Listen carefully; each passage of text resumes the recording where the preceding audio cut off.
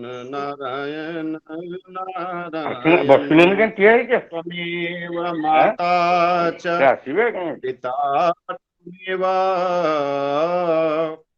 त्वमेव बन्धुश्च सखा त्वमेव त्वमेव विद्या द्रविणं त्वमेव त्वमेव सर्वं मम देव देव त्वमेव सर्वं मम देव देव भजे ब्रजैकमण्डनं समस्त पाप खण्डनं स्वभक्तचित्तरञ्जनं सदैव नन्दनन्दनं सुपिच्छगोच्छमस्तकं सुनादवेणुहस्तकम् अनङ्गरङ्गसागरं नमामि कृष्णनागरं नमामि कृष्णनागरं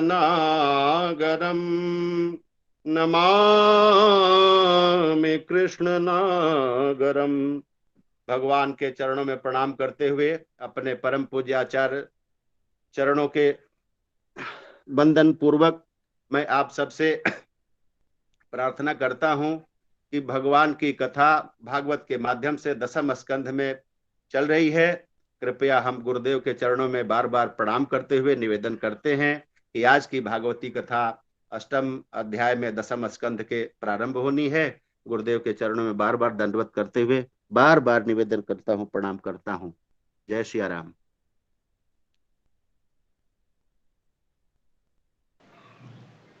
निस्सीम करुणा पूर्णा वात्सल्यैकमहोदधिः कान्ता श्रीराघवेन्द्रस्य इतना देर लगता है। सर्वदा पातु जानकी। वन्दामहे महेशान चण्डकोदण्डखण्डनं जानकी हृदयानन्दचन्दनं रघुनन्दनं कृष्णाय वासुदेवाय हरये परमात्मने प्रणतक्लेशनाशाय गोविन्दाय नमो नमः। राधाकरावचित पल्लववल्लरीके राधापदाङ्कविलसन्मधुरस्थलीके राधायशोमुखरमत्तखगावलीके राधाविहारविपिने रमतां मनो मे। माधवं पद्मयोनिं च नारदं वादरायणं शुकं सूतं च गोकर्णं मद्गुरुं च नमाम्यहम्। सीतानाथसमारम्भां रामानन्दार्यमध्यमाम् अस्मदाचार्यपर्यन्तां वन्दे गुरुपरम्पराम्। वाञ्छाकल्पतरुभ्यश्च कृपासिन्धुभ्य एव च पतितानां पावनेभ्यो वैष्णवेभ्यो नमो नमः। श्री भगवान की कृपा से मानव जीवन की सबसे बड़ी उपलब्धि भगवान के मंगलमय यशोगान एवं श्रवण का सुअवसर हम लोग प्राप्त कर रहे हैं। उसमें भी श्रीमद् भागवत महापुराण के इस दशम स्कंध के अष्टम स्कंध के उपक्रम का अवसर श्री भगवान ने हमें दिया है। जितने भी हमारे गुरुजन हैं, जितने सुधीजन हैं, विप्रजन हैं एवं भगवत कथा रसिक जन हैं, सभी महानुभावों को प्रणाम करके और उनके आशीर्वाद का संबल लेकर के मैं इसमें प्रवृत्त हो रहा हूँ। और यह जो अष्टम स्कंध है दसम स्कंध का दसम स्कंध का जो ये अष्टम अध्याय है, इसमें सही में भगवान नंदनंदन के नामकरण संस्कार की चर्चा है। ऐसे तो हमें यह कभी नहीं भूलना चाहिए कि भगवान का नामकरण, भगवान का नाम तो अनादि है और नाम नामी का संबंध भी अनादि है। फिर ये नामकरण क्यों? सही में यह नामकरण श्री भगवान धर्म की मर्यादा की रक्षा करने के लिए जब भगवान अवतार ग्रहण करते हैं और इस लीला विभूति में भगवान का पदार्पण होता है, तो उस समय एकादशे अहनि पिता नाम कुर्यात या दशम्याम पुत्रस्य इत्यादि शास्त्र वचनों को लीला में चरितार्थ करने के लिए भगवान यह करते हैं। अन्यथा तो आप जानते हैं स्रोत मर्यादा के परिपालन, और यदि भगवान ही न करें लोक संग्रह, तो स्वयं भगवान नंदनंदन ने क्या कहा, यदि हम न वर्तेयम जातु कर्मणि अतंद्रितः मम वर्तमानुवर्तन्ते मनुष्याः पार्थ सर्वशः। यदि मैं ही शास्त्र की विधि का आदर न करूं तो मेरा अनुगमन करता हुआ पूरा का पूरा लोक उच्छृंखल हो जाएगा। भगवान ने तो यहाँ तक कह दिया, उसी देयुरिमे लोकाः कुर्याम कर्म चेदहम। यदि मैं कर्म न करूं, विहित कर्म की उपेक्षा करूं, तो पूरा का पूरा संसार ही उच्छिन्न हो जाएगा। इसीलिए श्री भगवान नित्य शुद्ध भगवान में किसी प्रकार के संस्कार की कोई आवश्यकता नहीं है। भगवान तो परम पावन है। अरे भगवान के नाम का, भगवान के ध्यान का चिंतन स्मरण करे तो व्यक्ति पवित्र हो जाता है। भगवान तो पावना नाम पावनम है। उनमें किसी प्रकार की मलिनता की संभावना होने पर किसी संस्कार की आवश्यकता होती है। तो अब हम इधर उधर की बातें न करके और जो मूल श्लोक है उसकी चर्चा विविध टीकाओं के आलोक में करने के लिए संकल्पित हूँ। तो प्रथम जो 4 श्लोक है जो आज मेरे चिंतन के विषय के रूप में प्रस्तुत है, और वो ये है कि गर्गः पुरोहितो राजन यदूनाम सुमहातपाः व्रजम जगाम नंदस्य वसुदेव प्रणोदितः तम दृष्ट्वा परमप्रीतः प्रत्युत्थाय कृतांजलिः आनर्चाधुक्षजधिया प्रणिपात पुरस्सरम सूपविष्टम कृतातिथ्यम गिरा सुनृतया मुनिम नंदयित्वा ब्रवीद ब्रह्मन् पूर्णस्य करवाम किम। महद विचलनम नृणाम गृहीणाम दीनचेतसाम निश्रेयसाय भगवन् कल्पते नान्यथा क्वचित। इसमें जो श्री श्रीधर स्वामी जी महाराज ने इस 8वें अध्याय के मूल जो प्रमेय हैं, जितने विषय हैं, उनका परिगणन आरंभ में किया है। क्योंकि उनकी शैली है कि जब भी अध्याय की व्याख्या आरंभ करते हैं तो अध्याय के सकल विषयों का वो संग्रह करते हैं और उसी अपनी प्रकृति के अनुरूप उन्होंने श्लोक का उपस्थापन किया है। अष्टमे नाम कर्मास्य बाल क्रीड़ा कुतूहले मृदभक्षणाभियोगे च विश्वरूपम निरूप्यते। श्रीधर स्वामी जी महाराज कहते हैं कि अष्टमे, इस पवित्र 8वें अध्याय में अस्य श्री भगवान के नामकरण यानी नाम कर्म संस्कार की चर्चा है, और बाल क्रीड़ा कुतूहले श्री भगवान की बाल लीला यानी सुकुमार सुलभ लीला की थोड़ी चर्चा है, कौतूहल की चर्चा है। और मृदभक्षणाभियोगे, श्री भगवान ने मृदभक्षण जो किया, और यूं देखें कि भगवान के ऊपर एक अभियोग भी लगा, अरे कस्मात मृदमदांतात्मन भगवान भक्षित बान रहा। अरे अदांतात्मन, अरे जीव के चटोरे, तुमने मिट्टी क्यों खाई। तो इस प्रकार भगवान की मृदभक्षण लीला भी हुई और भगवान के ऊपर आरोप भी लगा, ऐसा आपको नहीं करना चाहिए। तो और इस प्रकार अंतिम प्रमेय का निर्देश करते हुए कहते हैं श्रीधर स्वामी जी कि विश्वरूपम निरूप्यते। भगवान ने अपने उसी व्याज से विश्वरूप का दर्शन जो अपने मुखमंडल में कराया, ये सारे विषय यहाँ निरूपित हुए हैं।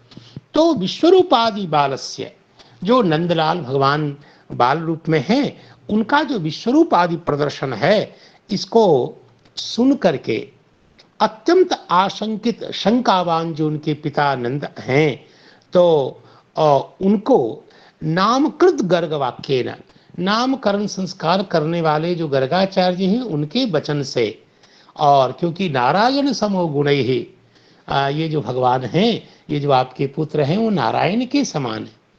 श्री विश्वनाथ चक्रवर्ती पाद वहाँ चिंतन का विलास करेंगे कि नारायण समोगुणे का तात्पर्य ये नहीं है कि हमारे कृष्ण नारायण के समान है, नहीं, नारायण जिनके जैसे हैं, ऐसे कैसे होगा। देखिए, इष्ट के नाम, इष्ट के रूप आदि का आग्रह कोई अपराध नहीं है। ऐसे तो भगवान इतने बड़े हैं, उतना बड़ा कोई बता ही नहीं सकता है। फिर भी भक्त को इतनी छूट है कि अपने भगवान के नाम रूप लीला धाम में परत्व का अनुसंधान करे, वो है ही। यदि वो ऐसा करता है तो यथार्थ ही तो करता है, इसमें कोई अशास्त्रीयता नहीं है। तो इतने विषयों का तो नामकृत जो गर्गाचार्य हैं, उनके वचन से भगवान निज तत्वम असुसूचत, तो उनके माध्यम से भगवान का जो अपना ऐश्वर्य है, जो ऐश्वर्य तत्व है, उसका सूचन किया गया। असूचयत किस अर्थ में, असुसूचत, बड़ा सुंदर प्रयोग, वैयाकरण लोग को पता है ये कैसा बना करता है। अली लवत अभी पठत अधिदृशत जैसा कुछ सुंदर प्रयोग है। तो ये तो सारे प्रमेय इसमें परिगणित हो गए। और अब गर्गः, श्री सुखदेव भगवान श्लोक का उच्चारण करके कहते हैं कि गर्गः पुरोहितो राजन यदूनाम सुमहातपाः व्रजम जगामनंदस्य वसुदेव प्रणोदितः। इसका सीधा अर्थ है कि गर्गाचार्य जो यदुओं के पुरोहित हैं, हे राजन, हे परीक्षित जी, जो सुमहातप हैं, आज वसुदेव जी से प्रेरित होकर के और नंद के ब्रज में आए हैं। यानी जगाम, जगाम का अर्थ गए, लेकिन जैसे गम धातु का अर्थ जाना ही है, उत्तर देश संयोग है, लेकिन गम धातु, चूंकि वैयाकरण लोग जानते हैं कि धातु के अनेक अर्थ होते हैं, आना भी गम धातु का ही अर्थ है, जाना आना दोनों ही गम धातु का ही अर्थ है। ये आंग बेचारा तो केवल धातु में विद्यमान अर्थ का प्रकाशन करता है, इसका कोई मौलिक अर्थ थोड़ी है। अरे आंग लगाने से विपरीत अर्थ होता है, ये किसने कहा? ऐसा कुछ नहीं है। वो तो विद्यमान अर्थ का ही जो समीप में उच्चरित जो समव्याहृत पद हैं, उनकी शक्ति को उद्बुद्ध करना, ये द्योतक का काम है। तो आंग उपसर्ग के द्वारा जो आना अर्थ प्रकाशित होता है, वो गम धातु का ही अर्थ है। धातु के अनेक अर्थ होते हैं, तो यह भी एक अर्थ हो। तो इसलिए जब जो इस रहस्य को नहीं जानते हैं, सर्वधर्मान परित्यज्य मामेकम शरणम व्रज, तो कहते बताओ, भगवान कह रहे हैं कि मेरी शरण में जाओ, आना को बोलना चाहिए, तो उनको पता नहीं है गम का अर्थ आना भी होता है। तो अधिक इधर उधर की बातें न हो, तो कहा कि राजन, शुक्राचार्य भगवान परीक्षित जी को संबोधन करते हैं राजन। इसका अर्थ क्या हुआ?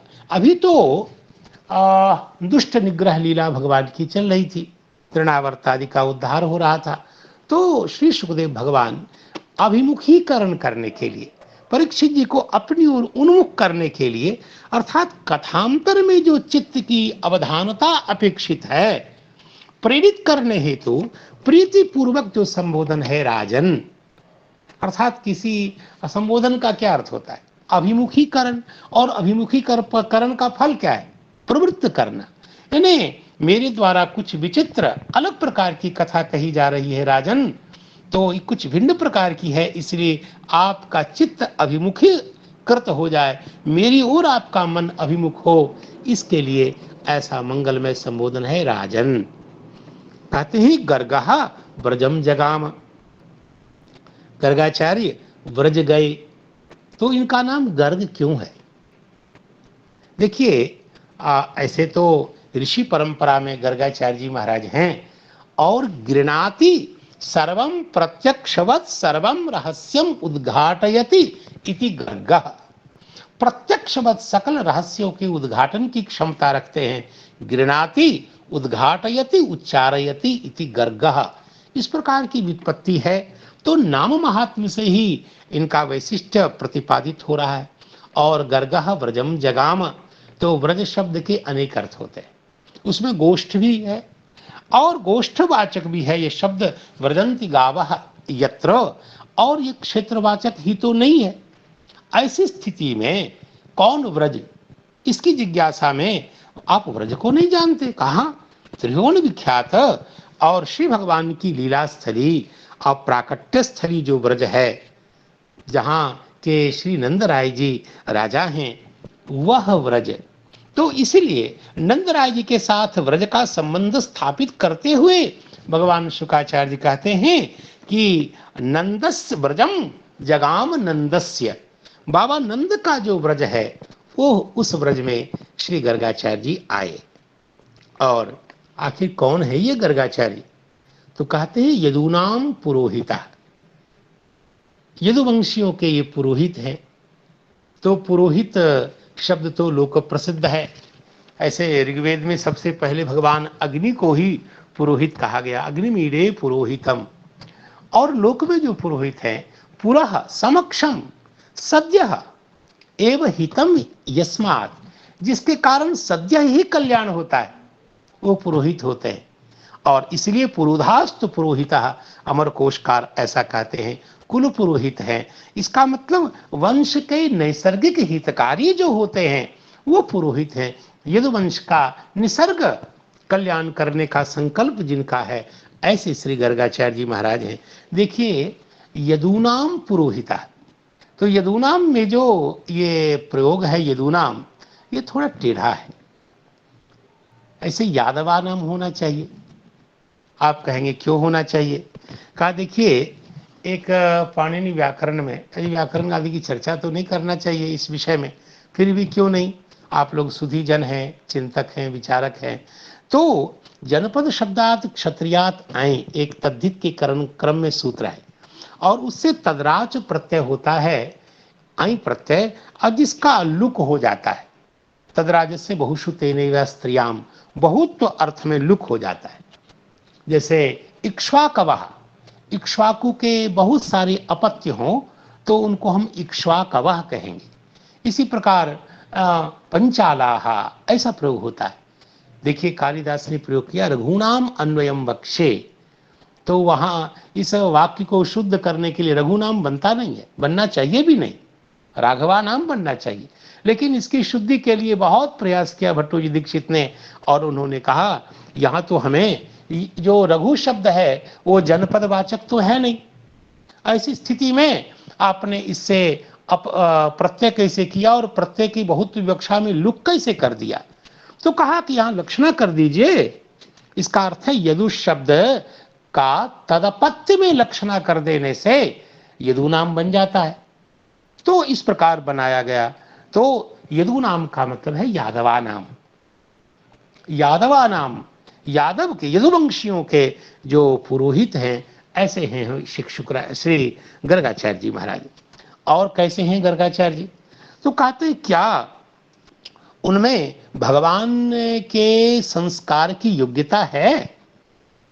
इसी के चिंतन में यह मंगलमय विशेषण उनका आया है, सुमहातपाः, अर्थात साधारण नहीं है, पुरोहित के अनुरूप उनमें तप है, अनुष्ठान है। अर्थात श्री वंशीधराचार्य जी कहते हैं सुमहातपाः का अर्थ करते हुए तपस्वी सर्व तपस्वियों में जो मुख्य हैं, ऐसा। अर्थात सुमहत तपो यस्य, बहुत विशाल तप है जिसके पास, अर्थात महातपस्वी हैं। और तभी तो श्री भगवान के नामकरण संस्कार की पूरी योग्यता इनमें है। इस योग्यता के प्रकाशन के लिए सुमहातपाः ऐसा विशेषण दिया गया। तो कहा ये स्वेच्छा से आ रहे हैं या किसी की प्रेरणा पर आ रहे हैं? तो श्री शुकाचार्य भगवान ने कहा नहीं नहीं, वसुदेव प्रणोदिता अथवा वसुदेव प्रचोदिता। श्री वसुदेव जी महाराज का यह आग्रह है कि मेरे जो दो पुत्र हैं उनका नामकरण संस्कार आपके माध्यम से हो, इसलिए उनसे प्रेरित होकर के ये गर्गाचार्य जी आज आए हैं। दोनों पुत्रों का नामकरण करें, क्योंकि शास्त्र में लिखा हुआ है कि क्षत्रियाणाम पुरोधसैव संस्काराः क्रियन्ते। शास्त्र तो कहता है दशम्याम पुत्रस्य, ऐसे जो वैयाकरण है उनको लगता होगा कि महाभाष्यकार ने कहा है, ऐसा नहीं है। महाभाष्यकार आदि से बहुत पहले गृह्य सूत्रकार ने इसको लिखा है दशम्याम पुत्रस्य, और दशमी में यानी दशम्याम अतीतायाम, और फिर पुत्र का नामकरण संस्कार हो। और विचार करने पर ये तो क्षत्रिय है, अरे लीला की दृष्टि से, अवतार की दृष्टि से इनका क्षत्रिय वंश में प्राकट्य हुआ। ऐसी स्थिति में त्रयोदशाहम सूतकम, त्रयोदशा तक तो जनना शौच ही रहेगा, फिर नामकरण संस्कार होगा। इसलिए यहाँ बहुत विचार किया गया कि क्षत्रिया नाम, कि ब्राह्मण यदि है तो वह अपने पुत्र का नामकरण संस्कार स्वयं करे, लेकिन ब्राह्मण के अतिरिक्त क्षत्रियादि कोई भी हैं तो उनको विप्र के द्वारा नामकरण संस्कार कराना चाहिए, ये शास्त्र की मर्यादा है। और इसलिए टीकाकार ने लिखा है, विशेष करके सियाराम सीताराम श्री वल्लभाचार्य जी महाराज ने सुबोधनी में इसका निर्देश किया कि क्षत्रियाणाम पुरोधसैव संस्काराः क्रियन्ते। इसलिए वसुदेव जी महाराज ने जो श्री वल्लभाचार्य जी, जो माधव गौड़ीश्वर परंपरा का चिंतन है कि श्री नंद राय जी के यहाँ भगवान प्रकट हुए, श्री वल्लभाचार्य जी इस रहस्य को शायद न मानते हुए वो कहते हैं कि श्री वसुदेव जी ने अपना पितृत्व, यानी आधे दैविक जो पितृत्व है वो नंदराय में स्थापित करते हैं, और इसलिए नंदराय जी के द्वारा ही श्री कृष्ण और श्री बलराम जी का नामकरण संस्कार होगा, क्योंकि पिता की अनुज्ञा के बिना ब्राह्मण भी संस्कार में प्रवृत्त न हो, ऐसा आदेश है। तो आधिदैविक जो वसुदेवत्व है उसका श्री नंद जी में आरोपण के बाद तो स्थापित किया है, और श्री कृष्ण बलराम दोनों का अविशेषेण पुत्रत्व सिद्ध हुआ है और उनके द्वारा नामकरण संस्कार संपादित हुआ है। तो इसका संकेत वो करते हैं संस्कृत में। तो हे राजन, इस संबोधन का क्या आशय है? तो संबोधन का आशय है कि हे, आप तो क्षत्रिय हैं और क्षत्रियों के नामकरण संस्कार की जो विधि है वो आपसे बढ़िया और कौन जाने। आपका भी नामकरण संस्कार हुआ, आपको याद होगा, आपके पिता ने नहीं अपितु आपके पितामह श्री धर्मराज महाराज ने आपका विप्र के द्वारा नामकरण कराया था विष्णुरात, श्री भगवान की कृपा से प्राप्त विष्णु प्रदत्त, विष्णु दत्त, ये प्रकारांतरेण आपका नाम है, आपको तो याद ही होगा। और इसलिए यहाँ वैष्णव तोषणीकार ने भी कहा कि पुत्र के संस्कार में पिता की आज्ञा अत्यंत अपेक्षित होती है, इसलिए वसुदेव प्रणोदितः ऐसा कहा गया। तो सुमहातपाह सही पता लगता है कि जब ये अपने आश्रम से चले होंगे तो पूर्ण मुहूर्त आदि को देख करके, ताकि कार्य की निश्चित सिद्धि हो, ऐसे सुमहातपाह श्री गर्गाचार्य जी महाराज व्रज आए हैं, ऐसा इस अर्थ का प्रकाशन किया गया। तो इस श्लोक पर श्री श्रीधराचार्य जी महाराज ने टीका में, भावार्थ टीका में कोई विशेष नहीं लिखा है, और जब नहीं लिखा तो स्वाभाविक है कि वंशीधराचार्य जी ने भी बहुत किसी अंश का प्रकाशन नहीं किया। बस इतना सा ही लिखा है कि सुमहातपाह का तात्पर्य हुआ सर्व तपस्वी मुख्य, बस। और अब हमारे सामने यह जो दूसरा श्लोक है इसका उच्चारण करके फिर यथा मनीषम बुद्ध्यन रूप इस पर विचार करते हैं। तम दृष्ट्वा परम प्रीतः प्रत्युत्थाय कृतांजलि आनर्चाधोक्षज धिया प्रणिपात पुरस्सरम। देखिए इतना सुंदर ये श्लोक है, इससे पता लगता है, देखिए लीला की दृष्टि से नंदराय जी गृहस्थ हैं, श्री यशोदा मैया उनकी गृहिणी है, नंदराय जी हैं, और श्री गर्गाचार्य ऋषि हैं, विप्र हैं, ब्रह्मर्षि हैं। तो एक सदगृहस्थ के घर पर कोई ब्रह्मर्षि उपस्थित हों तो उनका अभ्युत्थान, उनका वंदन, उनका पूजन कैसा होना चाहिए। और मैं इस बात से कहीं से भी अशास्त्रीयता का अनुभव नहीं करता हूं।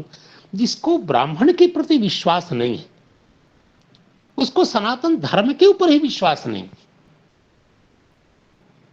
भगवान शुकाचार्य कितने गौरव से लिख रहे हैं कि तन दृष्ट्वा, श्री गर्गाचार्य जी को जो ही श्री नंदराय जी ने देखा,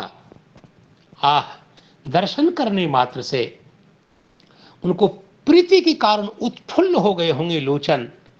और परम प्रीतः इस शब्द से जिसे व्यक्त किया गया, सुखदेव भगवान कहते हैं तम दृष्ट्वा परम प्रीतः, प्रीतः नहीं अत्यंत प्रसन्न हो गए, अत्यंत तृप्त हो गए। धातु तो यही कहता है प्रिय तर्पणे, हृदय एकदम शांत हो गया, धन्यता की अनुभूति हुई और प्रत्युत्थाय उठ करके आगे बढ़े। उनके अभिनंदन के लिए अर्घ्यम अर्घ्यम ऐसा उच्चारण किया होगा, स्वागतम ते महामुने इत्यादि इत्यादि कुछ कहा होगा। देखिए, जैसे मुकुंद लिंगालय दर्शने दृशौ, श्री वैष्णव जन का जो नेत्र होते हैं भगवान मुकुंद के श्री विग्रह के दर्शन के लिए होते हैं, उनमें नियुक्त कर रखते हैं। वैसे ही देखते ही महान हर्ष हुआ, हर्षातिरेक हुआ बाबा नंद में, और वह उनके परम प्रीतः परम प्रसन्नता से उसका पोषण हुआ और प्रत्युत्थाय आगे बढ़कर के अभ्युत्थान किया उनका। और ये मानो चरण की सेवा है। और कृतांजलि ही अंजलिबद्ध होकर उनकी ओर सन्मुख हुए, यानी यह कर की सेवा व्यक्त हुई। आनर्च, ये लिट प्रयोग कितना सुंदर है, अर्चना की उनकी। श्री नंदराय जी ने श्री गर्गाचार्य जी महाराज की अर्चना की, आनर्च। तो किस भाव से अर्चना की? तो शुकाचार्य कहते हैं, एक ब्राह्मण की, सदाचारी विद्वान ब्राह्मण की पूजा कैसे होनी चाहिए? अधोक्षज धिया, अधोक्षज कहते हैं श्री भगवान को, ये भगवान ही है साक्षात। क्या बात है! जब से इस भाव में दुर्बलता आई है, तभी से हमें सनातन धर्म की बड़ी चिंता होने लग गई। जिसको ब्राह्मण में ईश्वर का दर्शन नहीं होता है, मुझे पूरा संदेह है उसको ईश्वर का दर्शन जीवन में होगा कि नहीं, संदेह है। ये नंदराय जी, क्या बात है! आप मेरा विचार करिए, कौन है नंद जी? नंद जी वो है जिनकी गोद में परमात्मा खेलते हैं। और मैं आज पुनः याद दिलाऊं, आप सबों के चरणों में निवेदन करूं कि मुझे लगता है ब्राह्मण के प्रति इसी भक्ति से प्रसन्न होकर आज नंदराय जी की गोद में भगवान खेल रहे हैं। एक बात और सुने कि यद्यपि श्री नंद जी, श्री यशोदा मैया, ये सब भगवान के नित्य परिकर हैं, लेकिन लीला की दृष्टि से विचार कर रहा हूं।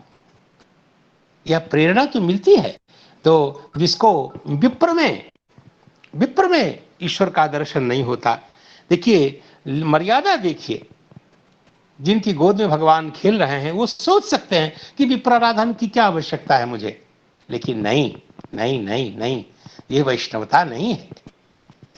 तो बहुत बड़ी बात यहां प्रकाशित हुई है।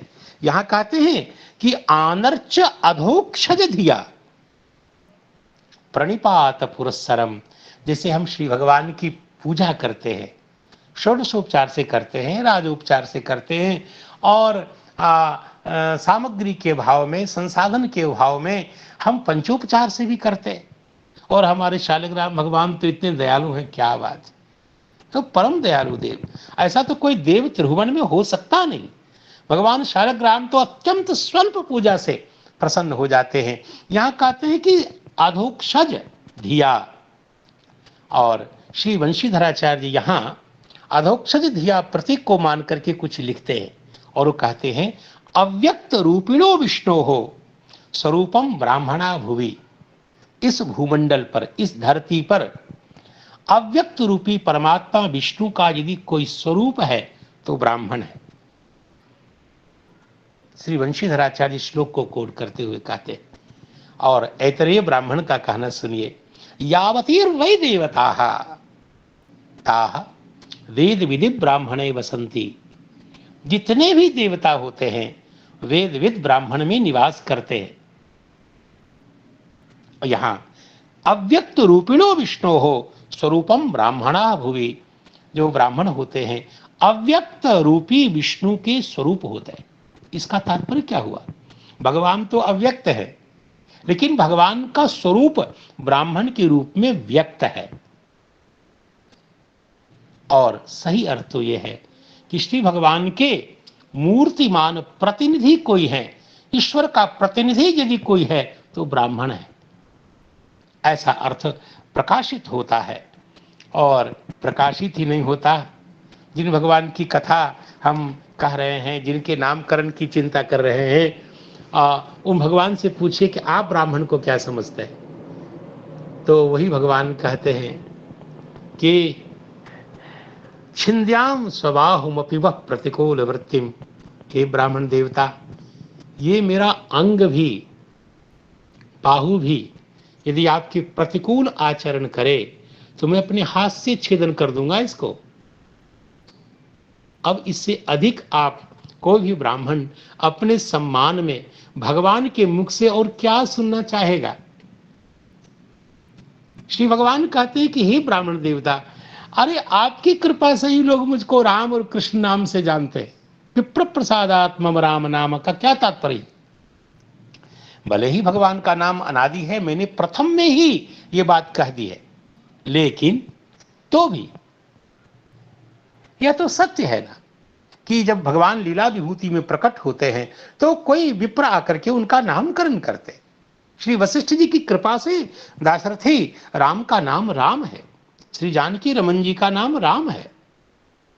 श्री गर्गाचार्य जी की कृपा का अपलाप, उनके द्वारा नामकरण का अपलाप, यदि आप लीला को सत्य मानते हैं, लीला को परमार्थ मानते हैं, यदि भगवान परमार्थ है तो उनकी लीला भी परमार्थ है, तो यह भी उतना ही सत्य है कि श्री विप्र श्री गर्गाचार्य जी ने आकर के भगवान का मंगलमय नामकरण किया है।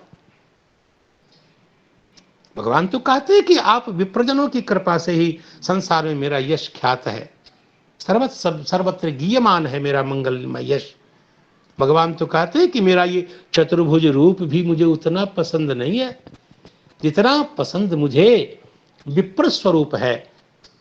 न ब्राह्मणान में दयितम रूप में तत् चतुर्भुजम एतत्, यह अंगुलियां निर्देश करते हैं भगवान, यह जो मेरा चतुर्भुज रूप है यह न दयितम, वैसा प्रिय नहीं है जैसा मेरा विप्र स्वरूप पसंद है। ब्राह्मणों माम की तनु।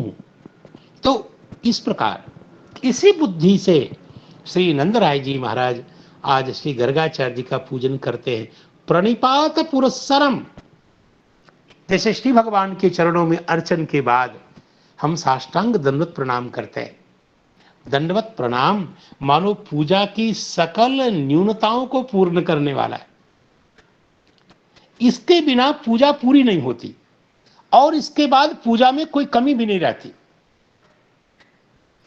भगवान के चरणों में दंडवत प्रणाम की वो महिमा है कि भगवान के चरणों में दंडवत प्रणिपात के बिना पूजा पूरी नहीं होती, और यदि केवल हृदय से दंडवत भी कर ले तो उसकी षोडशोपचार से पूजा हो गई, ऐसा माना जाता। ये महात्म्य है और उसी बुद्धि से श्री गर्गाचार्य जी को नंदराय जी दंडवत करते हैं। प्रणिपात पुरस्सरम, और आप अन्यान्य सकल विधियों का परामर्श इन वचनों से कर सकते हैं।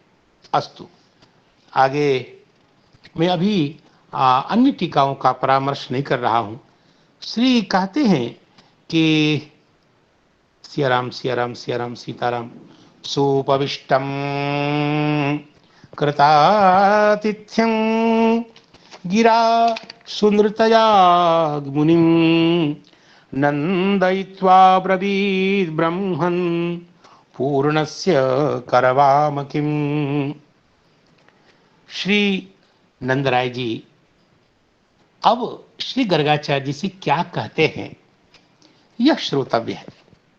उनका कहना है कि सुपविष्टम, आचार्य चरण सब लोग कहते हैं कि जब आनंद से विराजमान हो गए गर्गाचार्य जी, इसका अर्थ है सुखेन उपविष्टम। पूजन के बाद सुखेन उपविष्टम का मतलब हुआ कि मार्ग में आने से जो श्रम हुआ उस श्रम राहित्येन सुखपूर्वक जो गर्गाचार्य जी विराजमान हो गए और उसके बाद उनका आतिथ्य किया गया।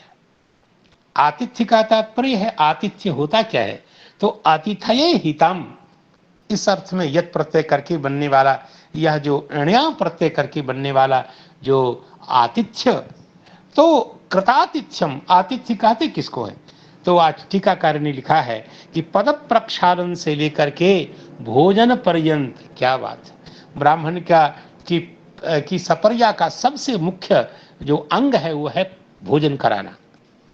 और इसकी विधि तो मैंने आपको सुनाई है कभी कि चोतत घृत प्रुतमदन हुतभंग मुखेन, जैसे आप आहुति देते हैं अग्नि कुंड में, तो शुरुआत से घृत की धारा टपकती है और अग्निकुंड तक जाती है, वैसे जब ब्राह्मण जन भोजन करें तो ग्रास को उठाने से लेकर के और अधर तक लाने तक घी की धारा चलनी चाहिए। इस प्रकार कुछ विप्रजनों का भोजन कराया जाए। अब इस विचित्र समय में अब तो न घी सही मिल रहा है, न बड़ी विचित्र सी स्थिति हो गई है। अथापि टीकाकारों ने जरूर ऐसा लिखा है कि पद प्रक्षालनादि भोजनांतम यत आतिथ्यम कृतम आतिथ्यम ये न तो यस्य तादृशम मुनिम, जो भगवान निरंतर भगवान का मनन चिंतन करते रहते हैं, भगवान लीला चिंतनशील जो है मुनि श्री गर्गाचार्य जी, ऐसे को सुनृतया गिरा, यथार्थ और मधुर, यथार्थ वाणी ताकि मिथ्या भाषण न हो, और मधुर वाणी, श्री वंशीधराचार्य इस प्रकार की व्याख्या करते हैं, यथार्थ और मधुरता से युक्त जो गीह है उस वाणी से उनका अभिनंदन हुआ। और नंद जी का नंदत्व क्या है, इसलिए कहते हैं नंदयित्वा, उनको प्रसन्न करके, और टीकाकार कहते हैं श्लाघयित्वा, उनकी श्लाघा करके। अर्थात नंद जी जो अन्य को प्रसन्न करने के लिए ही प्रसिद्ध है। नंदयति इति नंदः, यही तो नंद जी का नंदन कर्तृत्व, यही तो नंद जी का प्रवृत्ति निमित्त है, और उसके अनुरूप ही वो उनका नंदन कर रहे हैं, उनकी श्लाघा कर रहे हैं। और अब्रवीत, ऐसा करके कहा, बाबा नंद ने कहा ब्रह्मन। आहा, ब्रह्मन पहला विशेषण है, और इसकी चर्चा हम टीकांतर में करेंगे। हे ब्राह्मण देवता, हे वेद विद्या विशारद, यहां तक तो आचार्य ने कहा सर्वज्ञ, वेद विद्या विचक्षण, पूर्णस्य करवाम की, आप तो पूर्ण हैं, और पूर्ण का तात्पर्य है निजानंद परिपूर्ण है, अपने आनंद में परिपूर्ण रहने वाले हैं। हम क्या कर सकते, हम आपके लिए क्या करें।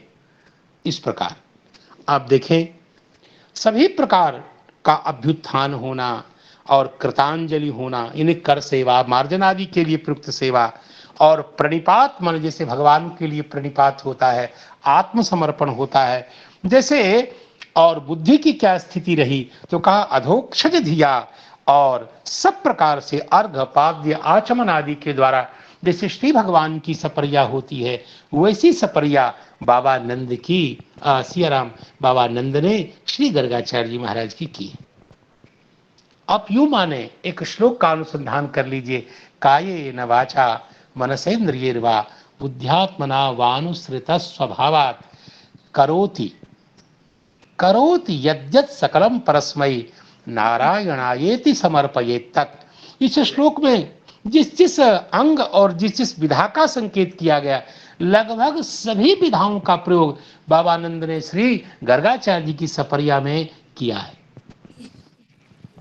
तो श्री भगवान की कृपा से अगला जो श्लोक है वो अत्यंत, अभी मैं मूलार्थ बताता हूं और फिर श्री विश्वनाथ चक्रवर्ती पाद की शरण में हम जाएंगे। अगला जो श्लोक है, महद विचलनम नृणाम, देखिए नृणाम नृणाम दोनों के होने से यहाँ षष्ठ इसका गुरु होने के लिए नृणाम में दीर्घ का किया गया है। महद विचलनम, किसी को कुछ पूछना है क्या? नहीं। महद विचलनम नृणाम गृहिणाम दीन चेतसाम निश्रेयसाय भगवन कल्पते नान्यथा क्वचित। और इसका तात्पर्य यह हुआ,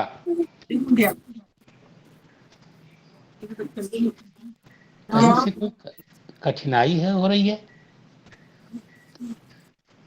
अच्छा, अब इस श्लोक का अवतरण हम यूं चिंतन कर सकते हैं कि आपने तो, हे भगवान, आपने तो बिना प्रार्थना के ही कृपा की।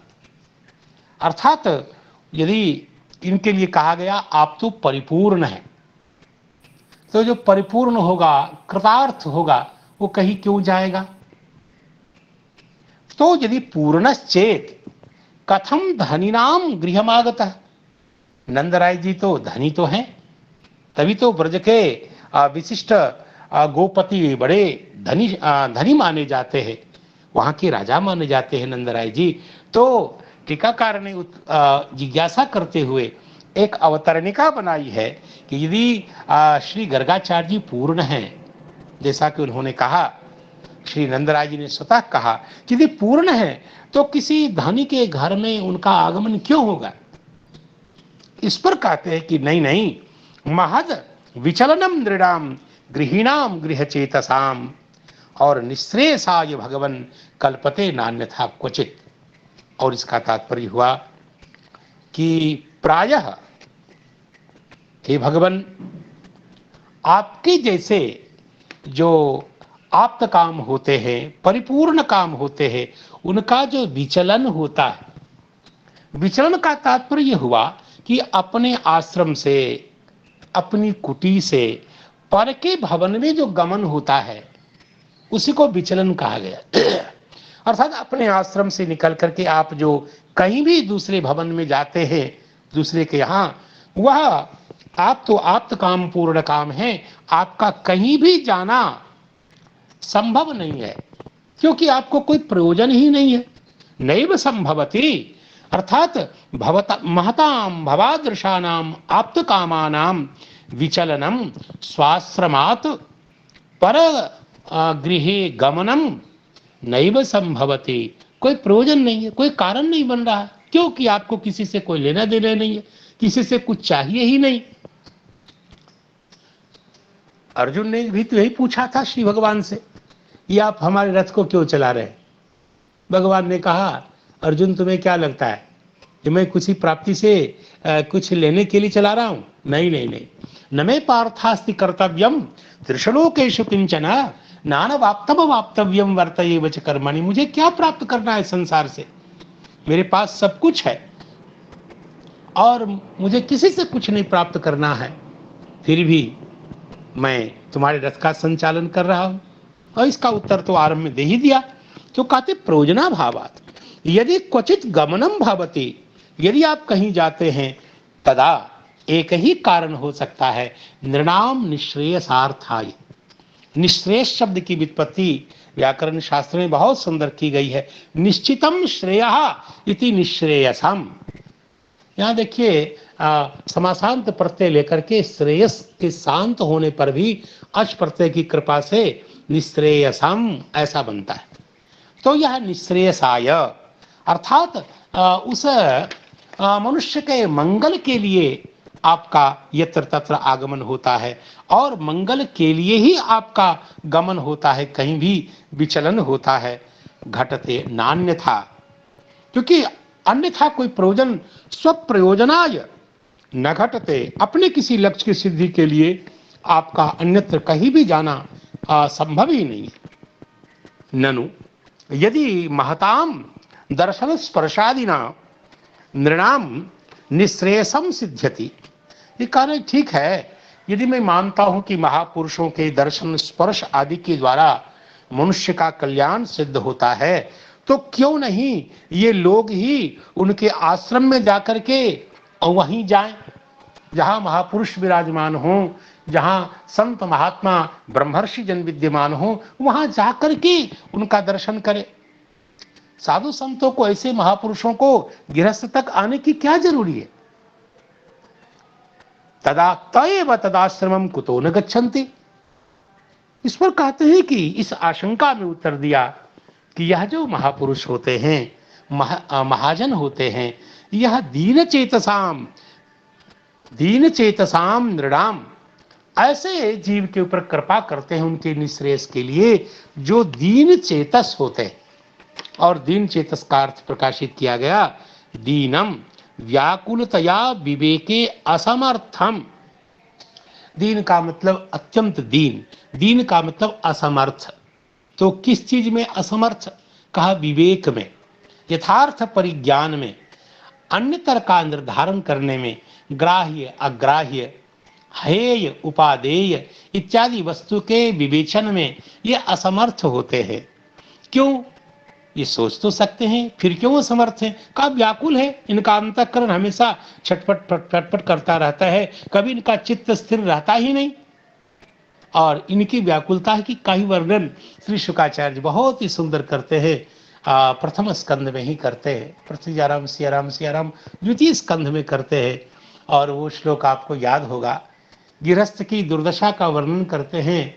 भगवान शुकाचार्य कहते हैं निद्रया ह्रियते नक्तम। ये जो बाल बच्चेदार आकंठ संसार में निमग्न हम जैसे लोग हैं, उनकी दुर्दशा का वर्णन शुकाचार्य कहते हैं राजन जरा सुनो। निद्रया ह्रियते नक्तम, पूरी की पूरी पूरे जीवन को नींद में बिताते हैं। निद्रा के कारण, निद्रा के द्वारा उनका जीवन ही मानो हृत हो जाता है, पूरी रात सो करके बिताते हैं। ह्रियते नक्तम यवाये लचवावयः, और स्त्री संग में अपने संपूर्ण बल शक्ति का और ओज का, अपने यौवन की का आहवन हवन कर देते। व्यवाये न चवावयः, और दिवाचार थे हया राजन, और दिन जो बचा वो हाय पैसा करके अर्थ की ईहा में, अर्थ की कामना में व्याकुल रहते हैं।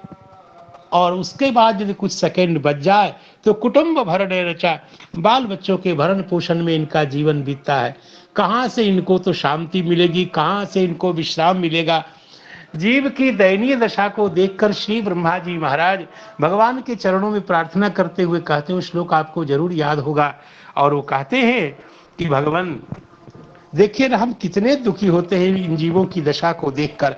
अन्या प्रतार्थ करना, अहनी पूरे दिन में, आप्रत, आप्रत का मतलब व्यापृत करण, जिनके आर्त करण अत्यंत व्यथित इंद्रियां पूरे व्यापृत रहती है, पूरे दिन भर छटपट छटपट व्याकुलता से भरा हुआ इन गृहस्थों का जीवन होता है। और कहीं रात में सोना चाहते हैं तो निशी निश्चयानाहा, ढंग से सो भी नहीं पाते। कहा क्यों? सोने के लिए जाते हैं, फिर याद आता रहता है, अनेक प्रकार के मनोरथ को करते रहते हैं, ऐसा हो जाएगा, फिर ऐसा हो जाएगा, फिर ऐसा करूंगा। अनंत मनोरथों में आकंठ निमग्न होने के कारण, चिंतन करने के कारण नाना मनोरथ धियाः, और यदि आंख लग भी जाए तो फिर क्षण भग्न निद्राः, एक एक क्षण में उनकी नींद खुल जाती है। ये दशा है। और दैवा हतार्थ रचना, यदि कुछ काम भी करते हैं तो ऐसे कुछ दैव का कुछ ऐसा योग बन जाता है कि काम नष्ट हो जाता है। तो आप कहते जो भगवान की कथा से अलग होगा और जो आपकी भक्ति, आपके मंगल में चरिता श्रवण और कीर्तन से विमुख होगा, चाहे वो ऋषि हों, उनको संसार में भटकना पड़ेगा। कितनी बड़ी बात ब्रह्मा जी ने कही है। हम लोगों के गार्जियन हैं, संचालक, व्यवस्थापक, और हम लोग को जन्म देने वाले प्रजापति ब्रह्मा जी कह रहे हैं, ऋषयोपि देव युष्मत् प्रसंग विमुखा यह संसरंती। आपकी कथा सुधा के सौरभ्य और आस्वाद से रहित जो लोग हैं, भले वो ऋषि जैसे क्यों न हो, संसार में उनको भटकना पड़ता है। तो जीव की दुर्दशा का संकेत ब्रह्मा जी ने जैसे किया, वैसे यहाँ टीकाकार भी कहते हैं कि देखिए ना, वो असमर्थ है। कहा व्याकुलता का क्या कारण है? आखिर ये गृहस्थ इतने व्याकुल क्यों रहते हैं? कहा गृहीणाम, क्या बात है, गृहीणाम कहते हैं। गृहा, गृहा यदि बहुवचन करेंगे तो गृहा होना चाहिए। गृहम, गृहे, गृहा, गृहा पुंसी भूमनि, ये व्यवस्था है। गृह शब्द यदि बहुवचन हो जाए तो वो पुल्लिंग हो जाता है, और इसलिए गृहा अस्य संति। ऐसे गृह शब्द का अर्थ है पत्नी। न गृहम गृहमित्याहु गृहिणी गृहमुच्यते। और पत्नी, अन्यथा तो साधु संत महात्मा भी तो घर में ही रहते हैं, और आधार के रूप में घर है, तो घर का संसर्ग बना है तो गृही तो वो भी हैं।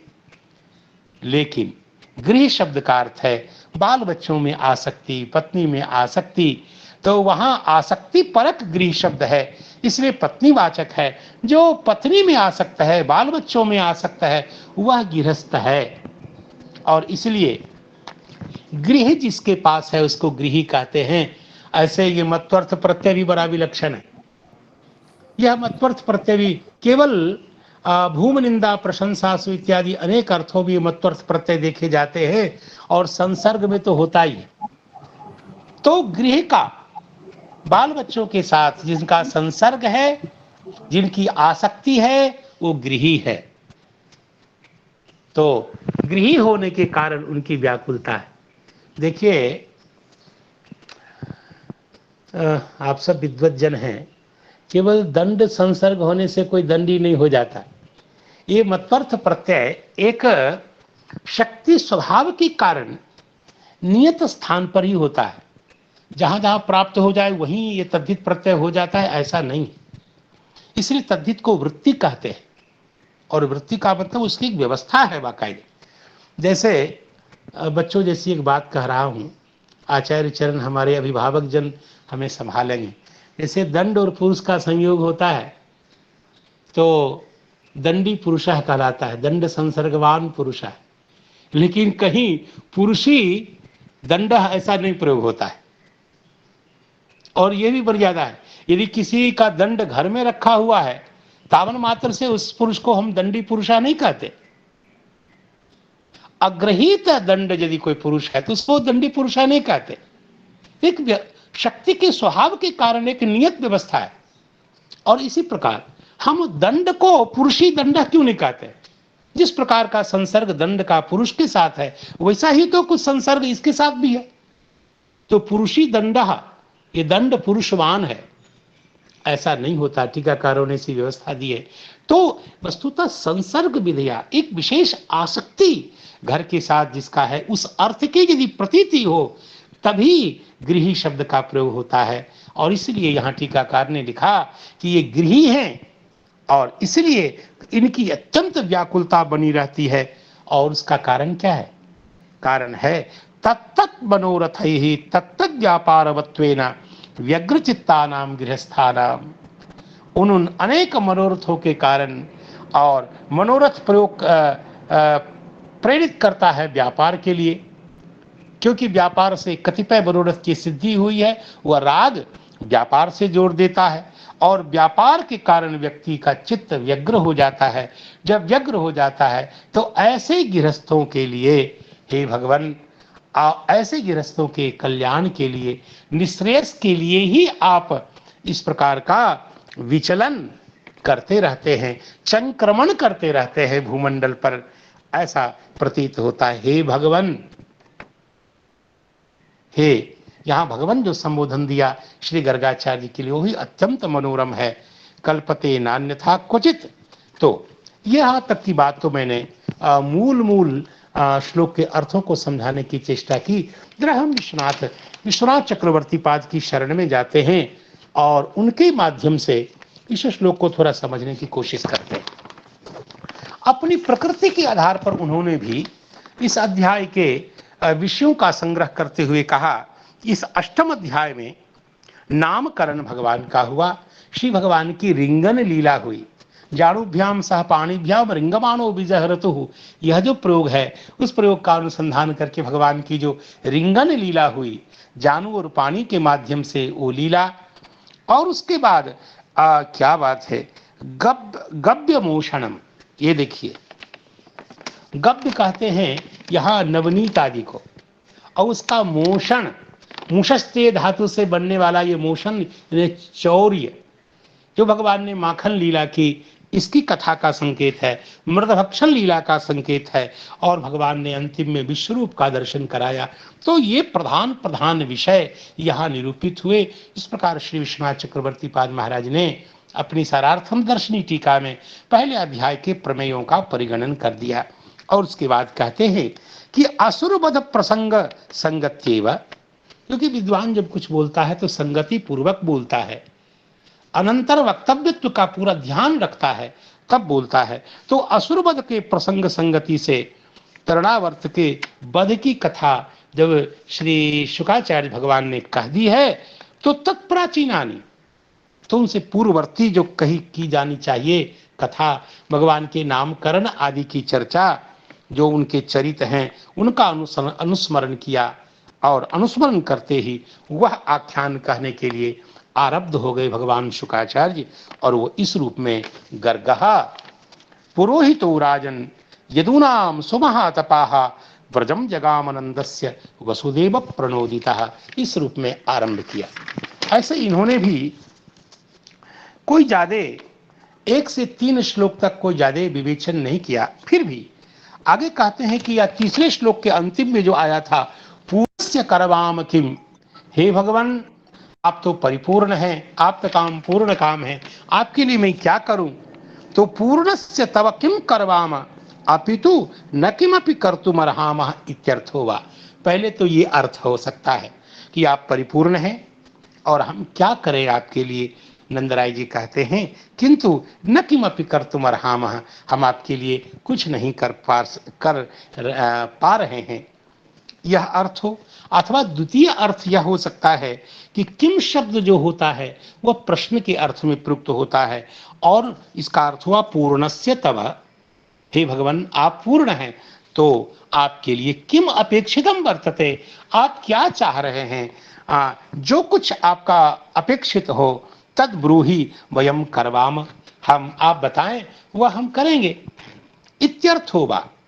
तो पूर्व जो अर्थ है उसमें थोड़ी सी कठिनाई है, इसलिए जैसे शास्त्रज्ञ विद्वान कहते हैं न प्रथमः न द्वितीयः न तृतीयः, इसी शैली का आश्रय कुछ कर रहे हैं। आद्य वाले अर्थ में मम त्वद गृहागमनम गमनस्य वैयर्थ्यम, यदि आप कुछ भी नहीं कर सकते हैं तो यहां तो आना ही बेकार हो गया ना, यह प्राप्त हुआ। और द्वितीय मैं पूर्णत्वस्य च चेत, यदि पूर्णत्व आप मानते थी चेत मैवम उभयत्र दोनों स्थान पर यह उभयत्रापि उभयम, तो इस प्रकार दोनों ही अर्थ व्यर्थ न हो, इसलिए ऐसा करते हैं कि अभिनंदनीयत्वात् परम सार्थकम, यहाँ आना परम सार्थक है, अभिनंदनीय होने का कारण क्यों कि आप कृपा परवश होकर के यहाँ पधारे हैं। जैसे श्री सनकादिक श्री वामन भगवान जैसे पृथु महाराज के पास बलि महाराज के पास आते हैं तो उनको क्या प्रयोजन है, करुणा करने के अतिरिक्त और क्या प्रयोजन हो सकता है। तो ऐसा उन्होंने इसका प्रयोजन बताया कि उनका गमन जैसे देखा गया है ठीक वैसे ही महापुरुषों का जो अपने आश्रम को छोड़कर अन्यत्र जाना होता है, गृहस्थों के ऊपर, गृहस्थों के कल्याण के लिए उनके परम मंगल के लिए कल्पित होता है। और यहाँ कल्पते का अर्थ कितना सुंदर किया, देखिए वही कर सकता है जो शब्द शास्त्र जानता होगा। कृपु सामर्थ्य इस धातु का अनुसंधान करके कल्पते नाम समर्थम भवति तदेव तेषाम अपेक्षितमपि, यही उनको चाहिए भी। आखिर एक मनुष्य को, एक गृहस्थ को क्या चाहिए, कल्याण ही चाहिए, और यही साधु संत जन चाहते भी हैं कि इसका कल्याण हो जाए। इस प्रकार के अर्थ का प्रकाशन, क्योंकि अभी में एक पंक्ति रह गई है, अथापि भगवान चाहेंगे तो कल इसके अर्थ का प्रकाशन होगा। तो जितने भी गुरुजन, पूज्यजन, सुधीजन और भगवत कथा रसिक जन हैं, सबके चरणों में प्रणाम करता हूँ और संजात त्रुटियों के लिए क्षमा याचना करता हूँ। इस श्लोक का उच्चारण करके फिर वाणी को उपसंग्रत करूंगा। वो श्लोक है कि गर्गः पुरोहितो राजन यदूनां सुमहातपाः व्रजम जगामनंदस्य वसुदेव प्रणोदितः तं दृष्ट्वा परम प्रीतः प्रत्युत्थाय कृतांजलिः आनर्चाधुक्षति धिया प्रणिपात पुरस्सरम सूप विष्टम कृतातिथ्यम गिरा सुनृतया मुनिम नंदयित्वा ब्रवीद ब्रह्मन् पूर्णस्य करवाम किम महद विचलनम नृणाम गृहिणाम दीनचेतसाम निश्रेयसाय भगवन् कल्पते नान्यथा क्वचित। सकल त्रुटियों के लिए भगवान के मंगलमय नाम का उच्चारण जरूर, और वह परममय मंगलमय नाम और कौन हो। हरे कृष्णा कृष्ण कृष्ण हरे हरे, हरे राम राम राम हरे हरे।